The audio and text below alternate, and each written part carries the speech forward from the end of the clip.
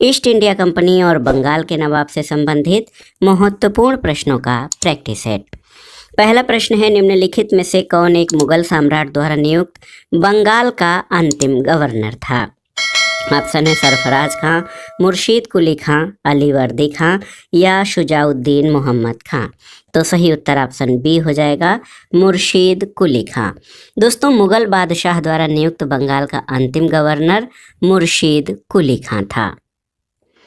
अगला प्रश्न है, इंग्लैंड की ईस्ट इंडिया कंपनी की भारत में प्रथम निर्णायक सैन्य सफलता मानी जाती है किस युद्ध को? ऑप्शन है बक्सर का युद्ध, प्लासी का युद्ध, पानीपत का युद्ध या हल्दी घाटी का युद्ध। तो सही उत्तर प्लासी का युद्ध, ऑप्शन बी। दोस्तों, याद रखिएगा, प्लासी का युद्ध इंग्लैंड की ईस्ट इंडिया कंपनी की भारत में प्रथम निर्णायक सैन्य सफलता मानी जाती है। अगला प्रश्न है, प्लासी का युद्ध किस वर्ष लड़ा गया था? तो याद रखिएगा 1757 में। और तिथि क्या थी? तो ये थी 23 जून। दोस्तों, याद रखिएगा, प्लासी का युद्ध 23 जून 1757 को रॉबर्ट क्लाइव और बंगाल के नवाब सिराजुद्दौला के मध्य लड़ा गया था। तो याद रखिएगा, ये तिथि थी 23 जून 1757। अगला प्रश्न है, सिराजुद्दौला लॉर्ड क्लाइव के द्वारा परास्त हुआ था किस युद्ध में? तो उत्तर है प्लासी के युद्ध में। दोस्तों, प्लासी के युद्ध में सिराजुद्दौला लॉर्ड क्लाइव से परास्त हुआ था और ये युद्ध 23 जून 1757 को लॉर्ड क्लाइव, रॉबर्ट क्लाइव और बंगाल के नवाब सिराजुद्दौला के मध्य हुआ था। अगला प्रश्न है, भारतवर्ष में ब्रिटिश साम्राज्य का संस्थापक कौन था? ऑप्शन है Warren Hastings, Lord Amherst, Lord Robert Clive या लॉर्ड विलियम बेंटिक। तो सही उत्तर रॉबर्ट क्लाइव, ऑप्शन सी। याद रखिएगा, भारतवर्ष में ब्रिटिश साम्राज्य का संस्थापक दोस्तों जो है ये रॉबर्ट क्लाइव था। और आप जान लीजिए, प्लासी के युद्ध 23 जून 1757 में इसने बंगाल के नवाब सिराजुद्दौला को पराजित करके पहली बार भारत में ब्रिटिश प्रभुत्व की नींव रखी थी। अगला प्रश्न है, निम्नलिखित में से किसे स्वर्ग से उत्पन्न सेना नायक कहा गया है? तो सही उत्तर क्या हो जाएगा? Robert Clive, option B. दोस्तों, रॉबर्ट क्लाइव एक सैनिक के रूप में जननेता था। विलियम पिट का कथन है कि ये हेवन बोर्न जनरल यानी स्वर्ग से उत्पन्न सेनानायक विलियम पिट के अनुसार रॉबर्ट क्लाइव को कहा गया है। अगला प्रश्न है, निम्न में से किसने अपनी राजधानी मुर्शिदाबाद से मुंगेर स्थापित की या स्थानांतरित की? ऑप्शन है अली वर्दी खां, सिराजुद्दौला, मीर जाफर और मीर कासिम में से। तो सही उत्तर क्या हो जाएगा? मीर कासिम। ऑप्शन देखिए, ऑप्शन डी आपका सही उत्तर हो जाएगा, मीर कासिम। दोस्तों, मीर कासिम अपनी राजधानी मुर्शिदाबाद से मुंगेर ले गया। संभवतः वह मुर्शिदाबाद के षड्यंत्रकारी वातावरण और कलकत्ता से दूर रहना चाहता था ताकि अंग्रेजों का हस्तक्षेप अधिक न हो। तो याद रखिएगा, मुर्शिदाबाद से मुंगेर राजधानी स्थापित करने वाला जो नवाब था वो मीर कासिम था।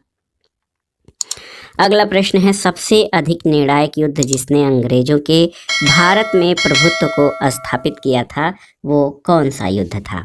तो सही उत्तर ये था बक्सर का युद्ध। और बक्सर का युद्ध 1764 में, डेट की बात की जाए तो 22 अक्टूबर। देखिए दोस्तों, बक्सर का युद्ध जो है 22 अक्टूबर 1764 को अंग्रेजों ने इसमें मीर कासिम, अवध के नवाब शुजाउद्दौला और दिल्ली के मुगल बादशाह शाह आलम द्वितीय की सम्मिलित सेना को बक्सर के युद्ध में पराजित किया। और बक्सर के युद्ध ने कंपनी को एक अखिल भारतीय शक्ति का रूप दे दिया। ऑप्शन ए आपका सही उत्तर है। अगला प्रश्न है, बक्सर के युद्ध के समय दिल्ली का शासक कौन था? तो सही उत्तर है शाह आलम द्वितीय, ऑप्शन डी। दोस्तों, याद रखिएगा, बहुत ही महत्वपूर्ण प्रश्न है ये। बक्सर के युद्ध के समय 1764 में जो है दिल्ली का शासक शाह आलम द्वितीय था। अगला प्रश्न है कि बक्सर की लड़ाई के समय बंगाल का नवाब कौन था? तो उत्तर है मीर जाफर, ऑप्शन बी आपका सही उत्तर हो जाएगा। बक्सर का युद्ध 22 अक्टूबर 1764 को अंग्रेजों तथा मीर कासिम जो कि बंगाल का नवाब था, अवध के नवाब शुजाउद्दौला और दिल्ली के मुगल बादशाह शाह आलम द्वितीय की सम्मिलित सेना के बीच हुआ था। और इस युद्ध में जो है अंग्रेजों ने इस सम्मिलित सेना को परास्त किया। बक्सर का युद्ध वो युद्ध था जिसने कंपनी को वास्तव में एक अखिल भारतीय शक्ति का रूप दे दिया था। तो सही उत्तर बक्सर की लड़ाई के समय बंगाल का नवाब मीर जाफर था।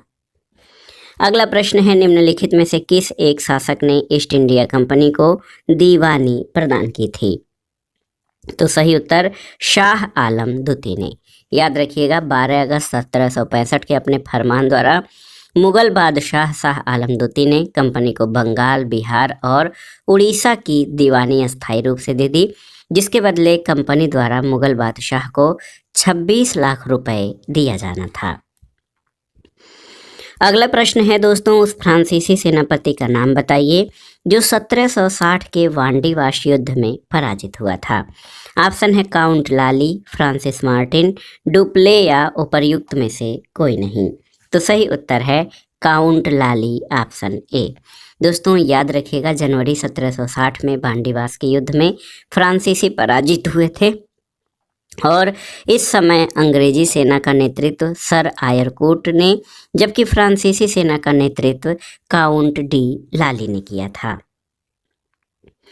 अगला प्रश्न है, किसने भारत में अंग्रेजों का सर्वाधिक विरोध किया था? मराठा, मुगल, राजपूत या सिख? तो सही उत्तर मराठों ने। यहाँ पर देखिए ऑप्शन ए आपका सही उत्तर है। भारत में अंग्रेजों का सर्वाधिक विरोध मराठों के द्वारा किया गया था और 3 आंग्ल मराठा युद्धों के बाद ही मराठा शक्ति को दबाया जा सका था। अगला प्रश्न बहुत ही महत्वपूर्ण है, ब्लैक होल एपिसोड किस युद्ध के पहले की घटना है? प्लासी, वांडीवाश, बक्सर युद्ध या चौसा का युद्ध? तो सही उत्तर प्लासी का युद्ध। दोस्तों आप जान लीजिए बंगाल के नवाब सिराजुद्दौला ने 20 जून 1756 को 146 अंग्रेज नागरिकों को बंदी बनाकर एक कमरे में बंद कर दिया था। इसमें से केवल 23 व्यक्ति अगले दिन सुबह जीवित बच पाए थे और यही घटना ब्लैक होल घटना के नाम से जाना जाता है। अगला प्रश्न है, प्लासी युद्ध का मैदान किस राज्य में है? तो सभी साथी जानते हैं, जो नहीं जानते हैं वो लोग जान लें कि प्लासी युद्ध का मैदान पश्चिम बंगाल में है। तो याद रखिएगा ये जिला है नादिया। नादिया जिला है पश्चिम बंगाल का, जहाँ पे प्लासी युद्ध का मैदान स्थित है। अगला प्रश्न है, निम्नलिखित में से कौन से युद्ध ने अवध के नवाब को ईस्ट इंडिया कंपनी पर आश्रित बना दिया था? तो उत्तर है आपका बक्सर का युद्ध 1764। दोस्तों बक्सर का युद्ध 22 अक्टूबर 1764 को हुआ था, जिसमें बंगाल का पूर्व नवाब मीर कासिम, अवध का नवाब शुजाउद्दौला और मुगल बादशाह शाह आलम द्वितीय ये इनकी सम्मिलित सेना अंग्रेजों से पराजित हो गई। इसके बाद अगस्त 1765 में अवध के नवाब और मुगल बादशाह से संधि की गई, जो इलाहाबाद की संधि के नाम से जानी जाती है। और इस संधि के बाद अवध का नवाब ईस्ट इंडिया कंपनी पर आश्रित हो गया था। अगला प्रश्न है दोस्तों, अवध के स्वायत्त राज्य का संस्थापक कौन था? आपको बताना है। बहुत ही महत्वपूर्ण प्रश्न है। ऑप्शन है सफदरजंग, सआदत खां, शुजाउद्दौला या फिर आसफुद्दौला। तो सही उत्तर सआदत खां। दोस्तों आप जान लीजिए कि अवध के स्वायत्त राज्य का संस्थापक सआदत खां बुरहानुल मुल्क था। तो सही उत्तर ऑप्शन बी हो जाएगा। अगला प्रश्न है, मुर्शीद कुली खां, अलीवर्दी खां और सिराजुद्दौला कहाँ के नवाब थे? ये बताना है। ऑप्शन है लखनऊ, वाराणसी, हैदराबाद और बंगाल। तो ये आसान सा प्रश्न था, सही उत्तर बंगाल हो जाएगा। दोस्तों मुर्शीद कुली खां, अलीवर्दी खां और सिराजुद्दौला ये बंगाल के नवाब थे। अगला प्रश्न है, 1757 में प्लासी के युद्ध में सिराजुद्दौला के साथ किसने विश्वासघात किया था? तो उत्तर हो जाएगा मीर जाफर ने, ऑप्शन सी। 23 जून 1757 को प्लासी के युद्ध में सिराजुद्दौला के साथ मीर जाफर ने विश्वासघात किया था और इस युद्ध में मीर जाफर नवाब का सेनानायक था। अगला प्रश्न है, प्लासी के युद्ध के समय बंगाल का नवाब कौन था? तो सही उत्तर, प्लासी के युद्ध के समय बंगाल का नवाब सिराजुद्दौला था। और ये प्रश्न आपका बहुत ही महत्वपूर्ण प्रश्न है, याद रखिएगा। प्लासी का युद्ध नवाब सिराजुद्दौला और ब्रिटिश जो है गवर्नर रॉबर्ट क्लाइव के बीच हुआ था। अगला प्रश्न है कि इलाहाबाद की संधि, देखिए इलाहाबाद की संधि के बाद रॉबर्ट क्लाइव ने मुर्शिदाबाद का उप दीवान किसे बनाया था? ऑप्शन है मोहम्मद रजा खां, शिताब राय, राय दुर्लभ या सैयद गुलाम हुसैन को। तो सही उत्तर है मोहम्मद रजा खां। दोस्तों, इलाहाबाद की दूसरी संधि अगस्त 1765 के अनुसार भगोड़े मुगल बादशाह शाह आलम द्वितीय को अंग्रेजी संरक्षण में ले लिया गया और उसे इलाहाबाद में रखा गया। कंपनी ने दीवानी कार्य के लिए 2 उप दीवान मुर्शिदाबाद के लिए मोहम्मद रजा खां और बिहार के लिए राजा शिताब राय की नियुक्ति की थी। अगला प्रश्न है दोस्तों, 1765 में दीवानी प्रदान किए जाने के बाद ब्रिटिश सबसे पहले किस पर्वतीय जनजाति के संपर्क में आए थे? ऑप्शन है गारो, खासी, कुकी या टिप्पिरा। ये बहुत ही महत्वपूर्ण प्रश्न है। तो सही उत्तर खासी जनजाति। दोस्तों याद रखिएगा, बंगाल, बिहार और ओडिशा की दीवानी प्राप्त करने के बाद 1765 में ब्रिटिश सिलहट आए। खासी पर्वतों में पाए जाने वाले चूना पत्थर का उपयोग तब बंगाल में चूना पत्थर की मांग की पूर्ति के लिए किया जाता था। कुछ समय बाद ईस्ट इंडिया कंपनी के ब्रिटिश अधिकारी चूना पत्थर का व्यापार करने लगे, जिससे वे खासी जनजाति के संपर्क में आए थे। अगला प्रश्न और आज के वीडियो का आखिरी प्रश्न है दोस्तों, अवध सल्तनत के हिंदू नायब वजीर के संदर्भ में निम्नलिखित कथनों में कौन से कथन सही हैं, आपको बताना है। पहला है, राजा टिकैत राय नवाब आसफुद्दौला के अर्थमंत्री थे, सही है। दूसरा है, अवध के नवाबों के राज्य में सामान्यतः कतिपय हिंदू जातियों के लोगों को उच्च स्थान प्राप्त था। तो यहाँ पर ऑप्शन सी 1 और 2 दोनों ही सही हैं। दोस्तों, राजा टिकैत राय नवाब आसफुद्दौला के दीवान या अर्थमंत्री थे, कथन 1 सही हो जाएगा। और अवध के नवाबों के राज्य में हिंदू अधिकारियों को भी उच्च पदों पर नियुक्ति दी गई, जैसे आसफुद्दौला के दीवान राजा टिकैत राय और राजा झाऊलाल और नवाब सफदरजंग के प्रधानमंत्री और सेनानायक राजा नवल राय आदि इन्हीं जातियों के प्रतिनिधि थे।